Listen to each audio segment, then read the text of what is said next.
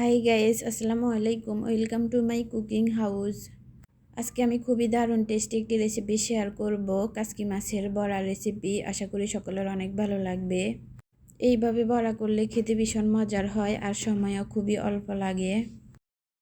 কিভাবে ঝটফট ও অল্প উপকরণ দিয়ে এই রেসিপি তৈরি করতে হয় তা আপনাদেরকে শিখিয়ে দেব। সর্বপ্রথম আমি কিছু মাছ এভাবে বেটে নিয়েছি, আর কিছু আস্ত নিয়েছি, অর্ধেক বাটা আর অর্ধেক আস্ত। তারপর পেঁয়াজ, রসুন, কাঁচামরিচ এখানে কেটে নিয়েছি। সর্বপ্রথম আমি পেঁয়াজ অ্যাড করে দিতেছি, তারপর অ্যাড করে দেব রসুন কুচি,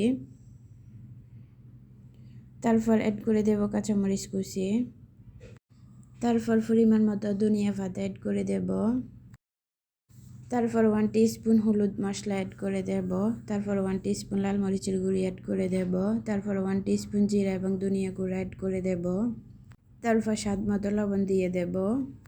দেন সব উপকরণ ভালোভাবে হাত দিয়ে কুচলিয়ে মেখে নিতে হবে।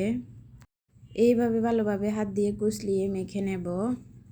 মাখানো কমপ্লিট, তারপর এক পাশে রেখে দেব। তারপর আমি চুলার উপরে কড়াই বসিয়ে কড়াইতে পরিমাণ মতো তেল অ্যাড করে দেব।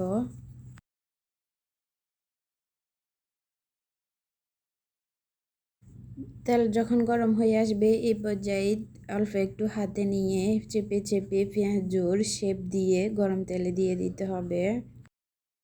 সেমভাবে আমি সবগুলো পেঁয়াজের মতো করে দিয়ে দেব গরম তেলের মধ্যে।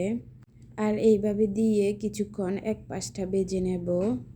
চুলার আঁচটা মিডিয়াম আঁচে রাখবো, না হয় উপরটা ফুটে যাবে, ভিতরটা একদম সব থেকে যাবে। সেই জন্য আমি মিডিয়াম আঁচে রেখে এক পাশটা ভেজে নিয়েছি।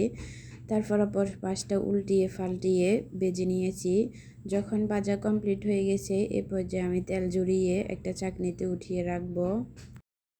তারপর একটা প্লেটের মধ্যে আমি সবগুলো নিয়ে নেব। কুড়মুড়ে ও মুচমুচে খুবই মজার একটি কাসকি মাছের মজার বড়া রেসিপি শেয়ার করেছি। আশা করি আপনাদেরও অনেক ভালো লেগেছে। কেমন লেগেছে অবশ্যই কমেন্ট করে জানাবেন। তো সে পর্যন্ত সবাই ভালো থাকুন, সুস্থ থাকুন। আল্লাহ হাফেজ।